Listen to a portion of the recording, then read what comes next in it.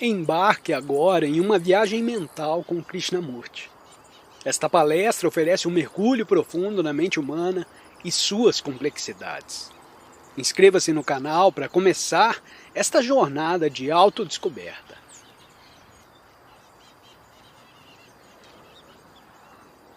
Eu queria saber quantos de vocês notaram o arco-íris ontem à tarde. Estava pouco acima da água e se deparou de repente. Era uma coisa bela de ver que infundia um grande sentimento de alegria, uma percepção clara da vastidão e da beleza da terra. Para comunicar uma alegria, é necessário um bom conhecimento das palavras, do ritmo e da beleza da linguagem correta, não é verdade? Mas o que tem muito mais importância é o próprio sentimento, o êxtase que acompanha a apreciação profunda de algo belo. E esse sentimento não pode ser despertado pelo mero cultivo do conhecimento ou da memória. Precisamos do conhecimento para nos comunicarmos, para falarmos uns com os outros a respeito de alguma coisa. E para se cultivar o conhecimento, se necessita da memória. Sem o necessário conhecimento, não pode pilotar um avião, não pode construir uma ponte, uma casa bonita, não pode construir grandes estradas, cuidar de árvores, de animais e fazer muitas outras coisas que um homem civilizado deve saber fazer. Para gerar eletricidade, trabalhar em várias ciências, socorrer o homem com medicamentos e etc. Para tudo isso, se necessita de conhecimento, de informações e da memória. E nessas coisas é necessário receber a melhor instrução possível. Por isso é muito importante que tenha professores de primeira ordem das matérias técnicas, para te transmitir a correta instrução e te ajudar a cultivar um perfeito conhecimento de várias maneiras. Entretanto, enquanto num certo nível o conhecimento é necessário, noutro nível ele se torna um empecilho. Há uma grande cópia de conhecimentos do mundo físico, conhecimentos que se vão acrescentando constantemente. Importa possuir tais conhecimentos e utilizá-los em benefício do homem.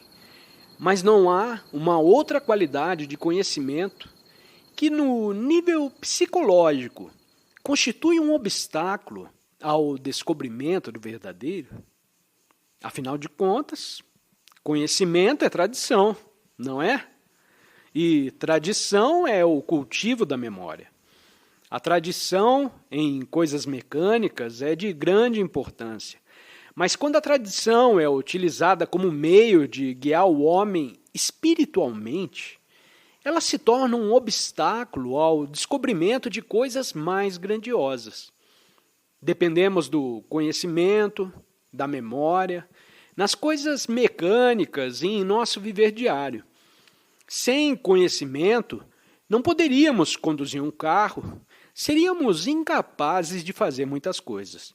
Mas o conhecimento é o obstáculo quando se torna tradição, crença, para guiar o espírito, a psique ou o ser interior, e também separa os homens. Já não notou como os homens no mundo inteiro estão divididos em grupos que se denominam hinduístas, maometanos, budistas, cristãos e etc.? O que os divide? Não são as pesquisas da ciência, o conhecimento da agricultura, a ciência de construir pontes ou de dirigir aviões a jato. O que divide as pessoas é a tradição, as crenças que condicionam a mente de uma certa maneira.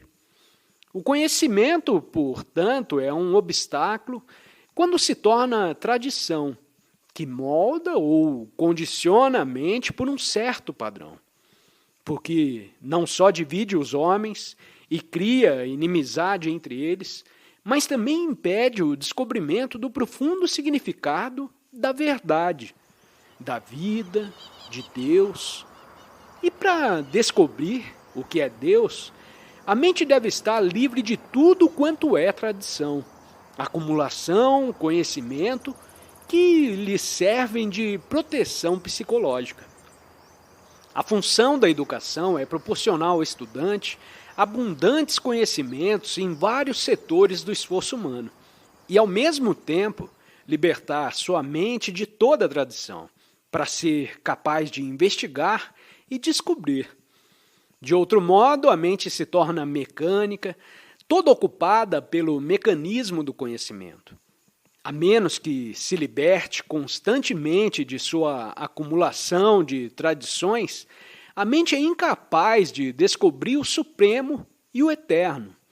Mas é óbvio que ela deve adquirir crescente conhecimento e instrução para habilitar-se a tratar das coisas de que o homem necessita e que deve produzir. O conhecimento, que é cultivo da memória, é, portanto, útil e necessário num certo nível, mas, no outro nível, ele se torna prejudicial. Reconhecer a diferença, perceber onde o conhecimento é destrutivo e deve ser posto de parte, e onde ele é essencial e se lhe deve permitir funcionar o mais amplamente possível, eis o começo da inteligência. Na época atual que está acontecendo, o que ocorre com a educação? Estão lhes transmitindo variados conhecimentos, não é? Nos cursos superiores você pode se tornar engenheiro, médico, advogado, doutorar em filosofia, matemática ou em outro ramo do saber, estudar ciências domésticas e aprender a administrar uma casa, a cozinhar e etc. Mas ninguém te ajuda a se libertar de todas as tradições, de modo que desde o começo tenha uma mente fresca, ardorosa e, portanto, capaz de descobrir a cada momento algo totalmente novo. As filosofias, teorias e crenças que adquire dos livros e que se tornam sua tradição constituem um verdadeiro empecilho à mente, porque esta se serve então de tais coisas como meios de segurança psicológica para si própria e, portanto, fica por elas condicionada. Então é necessário, ao mesmo tempo que se liberta a mente de todas as tradições, cultivar o conhecimento técnico. E tal é a função da educação. O difícil é libertar a mente do conhecido a fim de habilitá-la a descobrir o que é novo a todas as horas. Eminente matemático contou certa vez que esteve trabalhando num problema por dias seguidos, sem encontrar a solução. Uma bela manhã, ao dar o seu passeio costumeiro, lhe apresentou subitamente a solução. O que aconteceu? Sua mente, estando então quieta, estava livre para olhar o problema e o próprio problema revelou a solução. É preciso ter conhecimentos para se estudar um problema, mas a mente deve estar desembaraçada desses conhecimentos para encontrar a solução. A maioria de nós aprende fatos, acumula informações ou conhecimentos, mas a mente nunca aprende a estar quieta, livre das agitações da vida, do terreno em que os problemas lançam raízes. Nos filiamos a sociedades, adotamos certas filosofias, nos entregamos a uma crença, mas nada disso tem utilidade alguma, porque não resolve os problemas humanos. Pelo contrário, causa mais conflito e mais angústias. O de que se necessita não é filosofia ou crença, porém uma mente livre para investigar, descobrir e ser criadora. Se prepare às pressas para os exames, Junte uma porção de conhecimentos e os lança no papel, a fim de obter um diploma que te habilite a arranjar um emprego e a se casar. Mas isso é tudo? Você adquiriu conhecimentos, técnica, mas como sua mente não é livre, você se torna escravo do sistema vigente. E isso, em verdade, significa que não é um ente humano criador. Você pode gerar filhos, pintar uma meia dúzia de quadros ou compor de vez em quando uma poesia, mas tal, por certo, não é criação. Em primeiro lugar, é necessário uma mente livre para que se verifique a criação. E então, a técnica pode ser utilizada para expressar o poder criador. A técnica, porém, nada significa sem a mente criadora, sem a extraordinária força criadora resultante do descobrimento do verdadeiro. Infelizmente, os mais de nós não conhecemos esse poder criador porque estamos com a mente carregada de conhecimentos, de tradição, de memória, dos ditos de Sankara, Buda, Marx ou algum outro. Mas se sua mente é livre para descobrir o verdadeiro, verá aparecer uma abundante e incorruptível riqueza, na qual se encontra inefável alegria. Então, todas as nossas relações, com pessoas, com ideias, com coisas, assumem um significado totalmente diferente.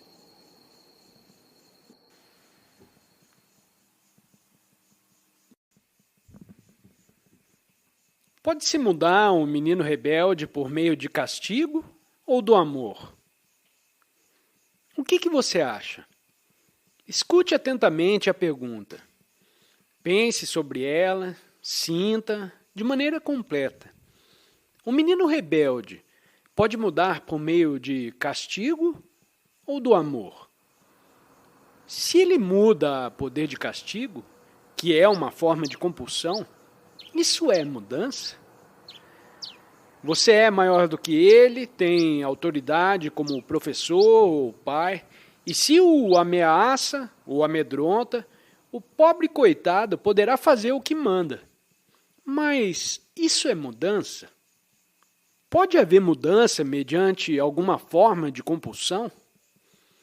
Pode haver mudança mediante legislação, medo, nesta ou naquela forma? E quando pergunta se o amor tem o poder de operar a mudança do menino rebelde, o que entende pela palavra amor? Se amar significa compreender o menino, não mudá-lo, porém compreender as causas de sua rebeldia, então essa mesma compreensão fará cessar nele a rebeldia. Se desejo mudar o menino para que ele deixe de ser rebelde, o meu próprio desejo de mudá-lo é uma forma de compulsão, não acha?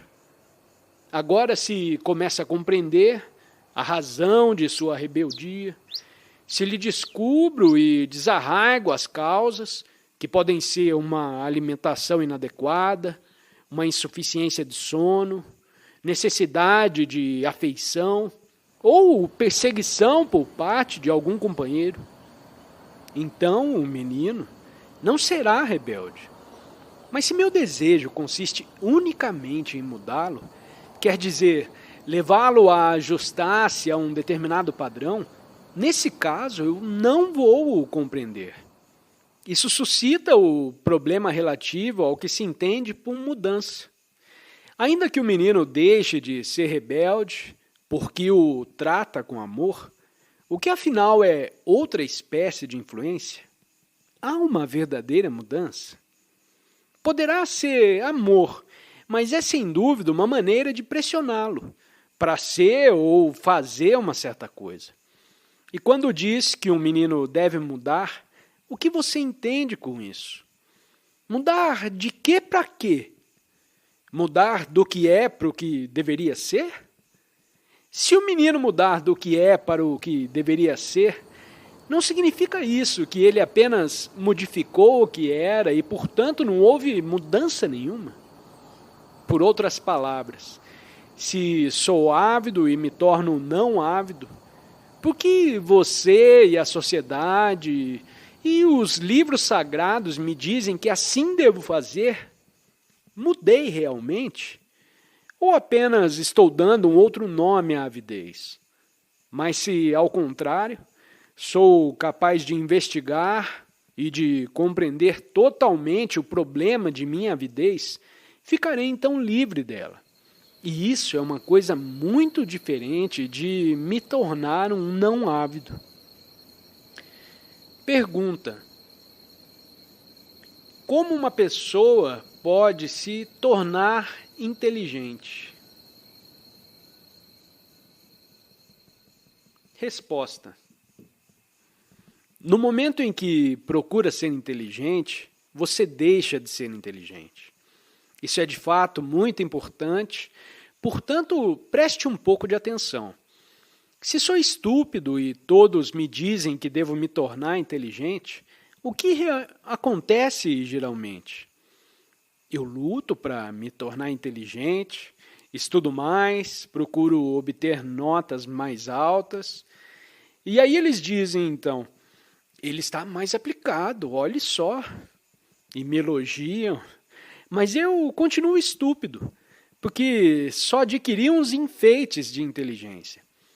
O problema, portanto, não é como me tornar inteligente, mas sim como ficar livre da estupidez.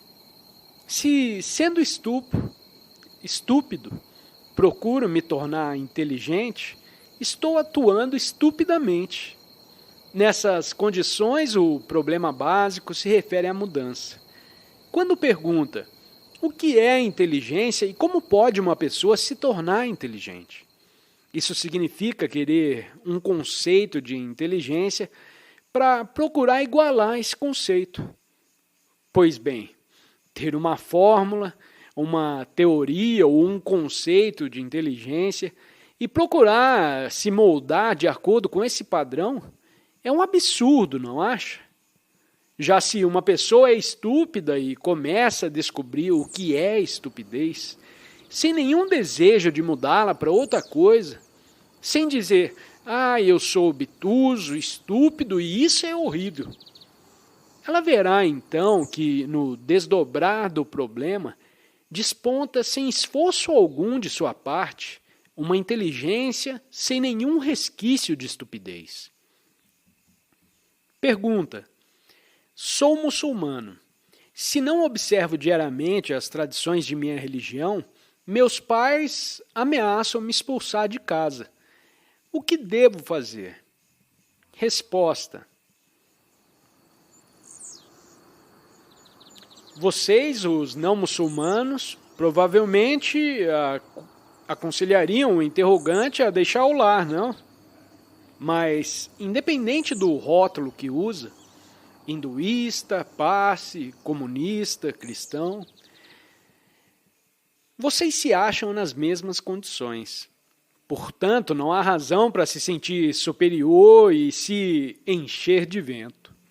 Se disser a seus pais que as tradições deles são velhas superstições, eles também poderão te pôr na rua.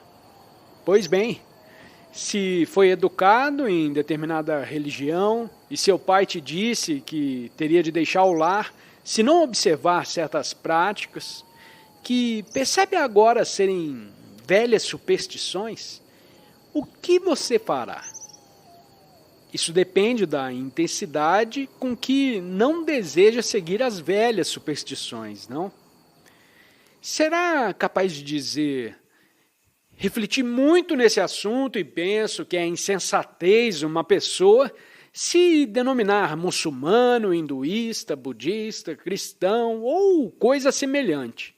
Se por isso eu tiver de deixar o lar, é isso que eu vou fazer. Estou disposto a enfrentar tudo o que a vida oferece, mesmo a miséria e a morte, porque sinto ser este o caminho certo, e por ele continuarei. Você seria capaz de dizer isso? Senão, o que acontecerá é que será tragado pela tradição, pelo coletivo. Assim, pois, o que você fará? Se a educação não te proporciona essa autoconfiança, qual é então a finalidade da educação? Meramente te preparar para ter emprego e se ajustar a uma sociedade obviamente destrutiva? Não diga, só poucos são capazes de se libertar, e eu não me sinto com forças para fazer isso. Qualquer um pode se libertar, desde que ponha sua intenção nisso. Para compreender e repelir a pressão da tradição, necessita não de força, porém de confiança. Daquela extraordinária confiança que nasce quando sabe pensar as coisas por você mesmo. Mas veja, a sua educação não te ensina a pensar, só te ensina o que pensar. Te ensina que é muçulmano, hinduísta, cristão, ou isso ou aquilo. Mas a função da educação correta é te ajudar a pensar por você mesmo, de modo que do seu pensar te venha um sentimento de imensa confiança. Você é, então, um ente humano criador e não uma máquina servil.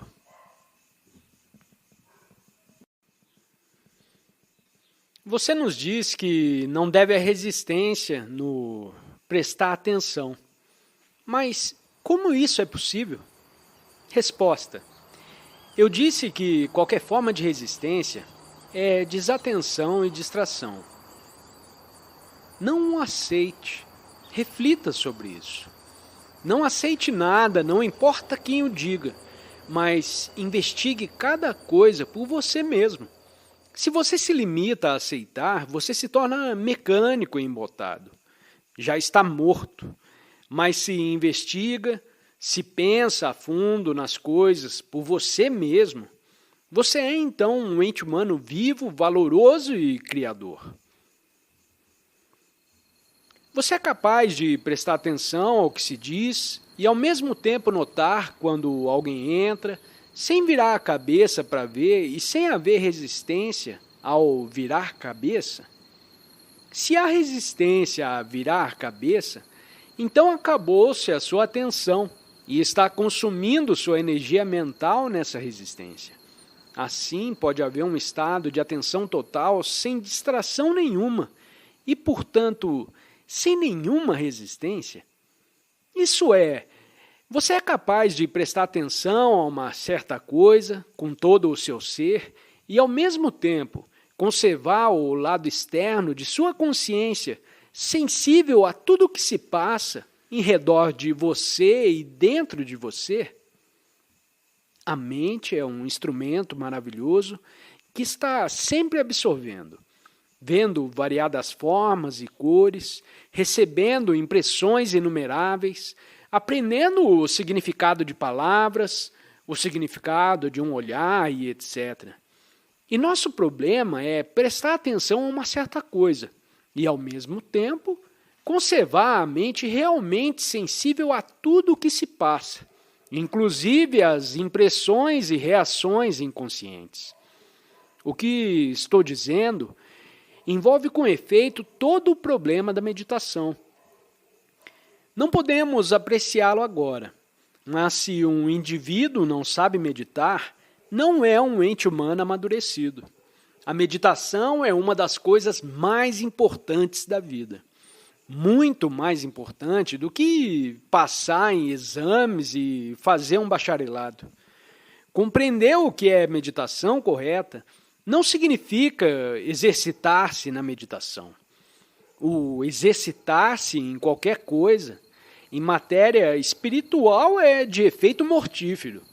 Mas se compreender o que é meditação correta, se necessita de um claro percebimento das operações de nossa consciência, pois então há ação completa. Mas não é possível essa completa atenção quando há qualquer forma de resistência.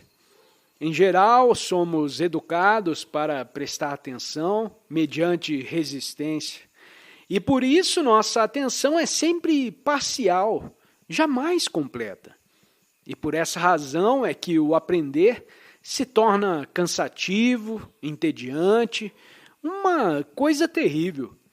Muito importa, portanto, prestar atenção no sentido profundo da palavra, ou seja, nos manter conscientes do funcionamento de nossa mente. Se não há autoconhecimento, não se pode prestar atenção completa. Eis porque, numa verdadeira escola, deve o estudante não só aprender várias matérias, mas também ser ajudado a estar consciente dos processos de seu próprio pensar.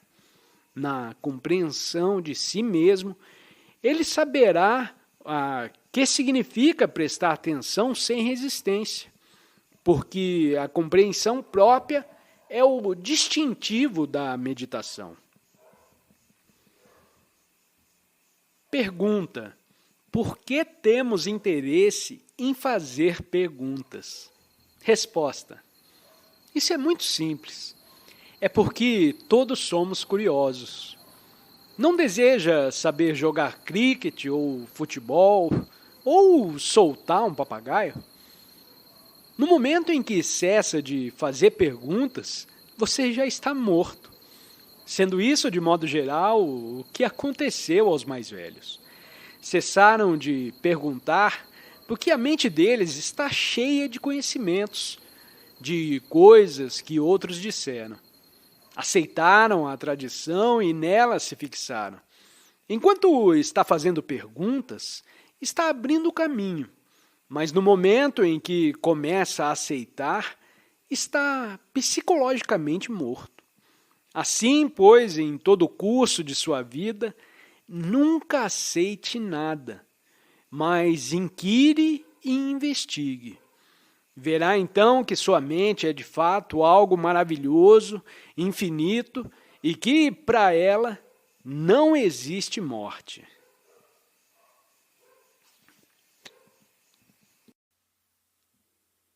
Agradecemos por sua presença nessa exploração da sabedoria com Krishnamurti. Se você está ansioso por mais descobertas, confira os vídeos que estão sendo sugeridos na sua tela. Desafie a sua mente a absorver mais conhecimento. Compartilhe as suas percepções nos comentários e, claro, inscreva-se para continuar essa jornada conosco.